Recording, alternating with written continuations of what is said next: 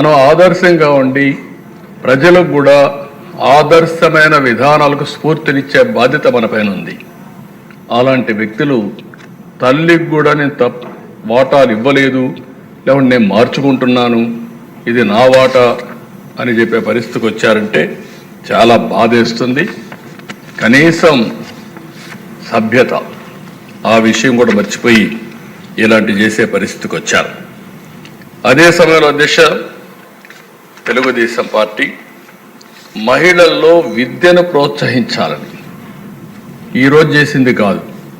1983లో దేశంలో మొట్టమొదటిసారిగా మహిళా విశ్వవిద్యాలయం ద్వారా ఆడబిడ్డల్లో చదువుకోవాలని స్ఫూర్తి ఇచ్చిన పార్టీ తెలుగుదేశం పార్టీ అని చెప్పి కూడా నేను మీకు తెలియజేస్తున్నాను.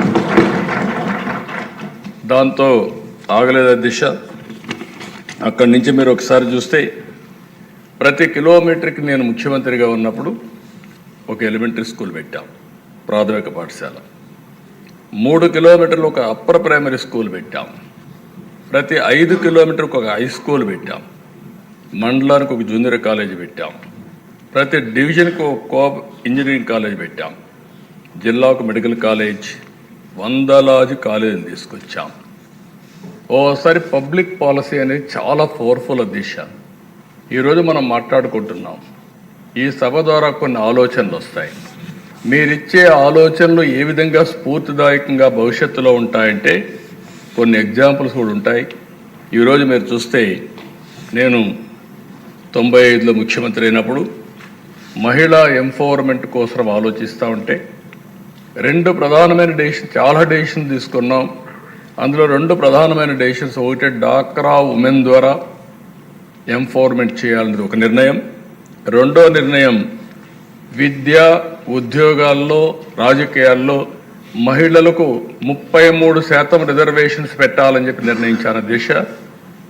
ఆ రోజు చాలామంది యువత నన్ను వ్యతిరేకించారు, అన్నారు ఈరోజు 33% పెడుతున్నారు, ఈ రిజర్వేషన్లో మహిళలు 55-60% వచ్చేస్తారు. మా పరిస్థితి ఏంటంటే నేను ఒక మాట చెప్పాను, మీకు ఇన్ని సంవత్సరాలు అనుభవించారు, ఒకవేళ బ్యాక్లాగ్ ఒకటి ఉంది, కొన్ని రోజులు వాళ్ళకు కూడా వస్తే నష్టం లేదు, మీరు స్వాగతించమని చెప్పాను అధ్యక్ష. నేను గర్వంగా చెప్పగలుగుతున్నా. ఈరోజు నేను చాలా దిక్కులు అడుగుతున్నాను. వైఫ్ అండ్ హస్బెండ్ ఇద్దరు ఐటీ ప్రొఫెషనల్స్ అయ్యారు.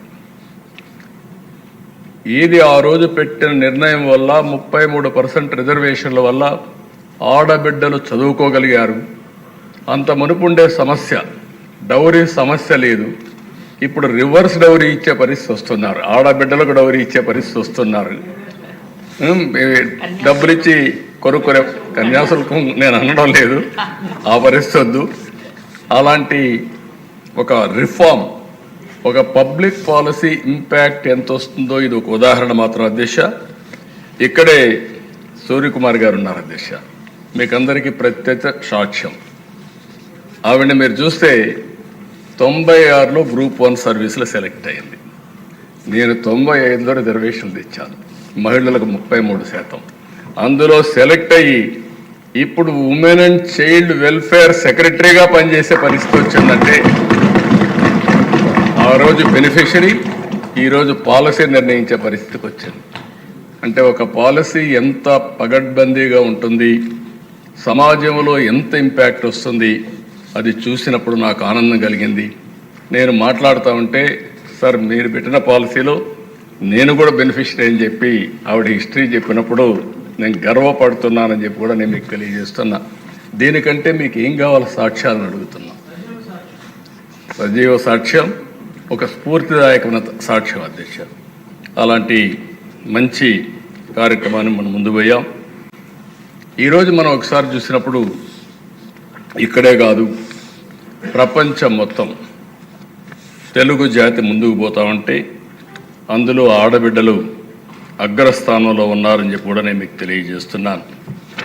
ఇదే కాకుండా అధ్యక్ష, నేను అనేక సందర్భాల్లో అనేకమైన రిఫార్మ్స్ తీసుకొచ్చాను మహిళల కోసం. ఒక స్టేజ్లో మీరు చూస్తే అధ్యక్ష,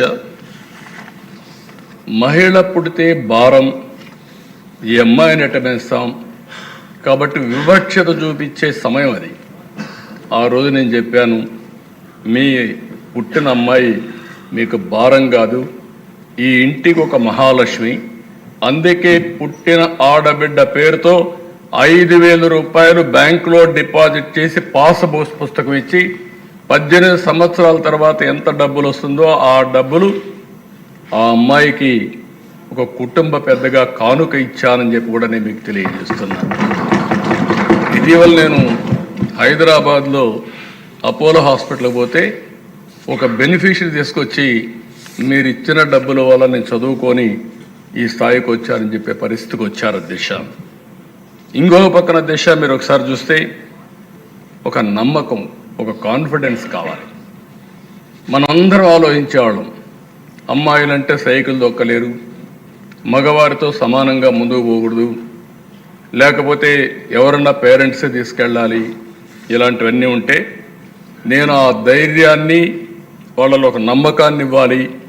మగపిల్లలు ఆడపిల్లలు తేడా లేదు, అవసరమైతే ఆడపిల్లలే దూసుకుపోతారనే నమ్మకాన్ని ఇవ్వడానికి 8, 9, 10వ తరగతుల విద్యార్థులందరికీ, స్టూడెంట్స్కి అందరికీ, ఆడపిల్లలందరికీ సైకిళ్ళు కొనిచ్చాను అధ్యక్ష. సైకిళ్ళు కొనిస్తే తల్లిదండ్రులు చదువుకోవద్దన్నా మాకు సైకిల్ ఉంది మేము వెళతామని వచ్చి చదువుకున్న సందర్భం అధ్యక్ష. అలాంటి ధైర్యాన్ని ఇవ్వగలిగాం. ఇంకో పక్కన అధ్యక్ష స్పీకర్గా కూడా ప్రతిభా భారతిని పెట్టాం. నేను పెట్టిన ఉద్దేశం కూడా ఆ రోజు ఇక్కడ కూర్చున్న వాళ్ళు అధ్యక్ష అన్నప్పుడు ఒక మహిళా స్పీకర్ని చూస్తే గౌరవం పెరుగుతుంది, ఆడబిడ్డల్లో కూడా ఒక నమ్మకం వస్తుందనే ఉద్దేశంతో ఆ రోజు పెట్టాం. ఈరోజు అధ్యక్ష president of India Narendra Modi గారి నాయకత్వంలో ఒక మహిళ దేశ రాష్ట్రపతి, ఒక ఆర్థిక మంత్రి నిర్మలా సీతారామన్ గారు, ఇక్కడ 3 మంత్రులుగా పెట్టాం, 21 మంది ఎమ్మెల్యేలుగా ఉన్నారు.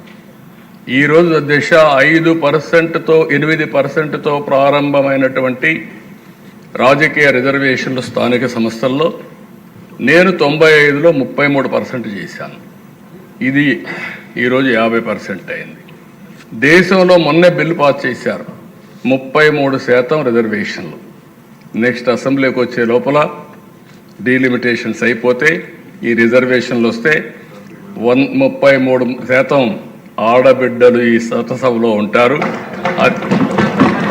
70 మంది దగ్గర 75 మంది ఆ రిజర్వేషన్ల ప్రకారం 1/3 ఉంటారు. మంత్రులు కూడా 1/3 ఉంటారు.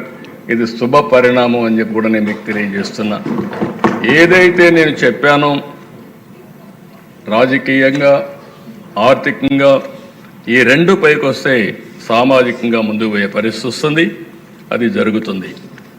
ఇంకో పక్క దిశ ఓసారి మనందరం ఆలోచిస్తూ ఉంటాం, ఆడవాళ్ళు కొన్ని పనులే చేయగలుగుతారని. ఇది వారసత్వంగా వచ్చిన సమస్య కూడా. ఈవెన్ విలేజ్లో కూలికి పోతే ఆడవాళ్ళకు ఒక కూలి, మగవాళ్ళకు ఒక కూలి. అంటే వీళ్ళు శారీరకంగా స్ట్రాంగ్గా ఉండరనే ఆలోచన దిశ. నేను మొన్న ఒక మాట చెప్పాను, మగవాళ్ళకంటూ కోప్పడద్దండి, ఇక్కడుండే మగవాళ్ళంతా కూడా ఇది కావాల్సిన పని లేదు, మగవాళ్ళ కంటే ఆడబిడ్డలు తెలివైన వాళ్ళని నేను ఒక స్టేట్మెంట్ ఇచ్చాను. కొంతమంది నన్ను అపోజ్ చేశారు, చాట్ జీపీటీని అడగమన్నాను. చాట్ జీపీటీ అడిగితే అది చెప్పింది ఏంటంటే, మగవాళ్ళకి లెఫ్ట్ బ్రెయిన్ పనిచేస్తుంది, ఆడబిడ్డలకి రైట్ బ్రెయిన్ పనిచేస్తుంది, రైట్కు లెఫ్ట్కి అంత తేడా ఉందని వాళ్ళే చెప్పే పరిస్థితికి వచ్చింది. అది ఏ ఫీల్డ్ అయినా చూడండి, ఆడబిడ్డలకు అప్పచెప్పిన బాధ్యత ఒక నమ్మకంగా చేస్తారు అధ్యక్ష. అయితే ఒక ప్రాబ్లం కూడా మీరు చూస్తే, అమెరికా లాంటి దేశంలో కూడా ఇంకా మహిళలకు సమానత్వం లేదు అధ్యక్ష. ఆ ఆలోచన విధానంలో మార్పు రావాల్సిన అవసరం ఉంది.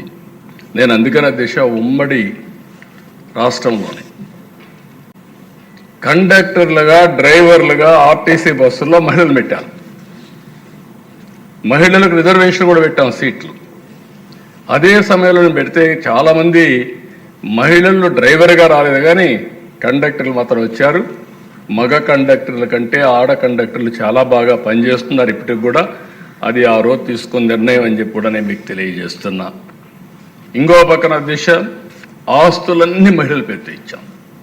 ఇల్లు, ఇంటి జాగా, వాళ్ళకిచ్చే అసెట్స్ అన్నీ కూడా వాళ్ళ పేరుతో ఇచ్చాం. కడాని ఇప్పుడే సంధ్యారాణి గారు చెప్పారు, మా తల్లి కష్టాలు చూశాను. మహిళ వంట చేసిన తర్వాత బయట వస్తే ఆ పొగంతా కాళ్ళల్లోకి పోయి కడుపంతా కూడా పొగపోయి అనేక రకాలైన సమస్యలు వచ్చే పరిస్థితి వచ్చింది. అది చూసిన తర్వాత ఆనాటి ప్రధానమంత్రి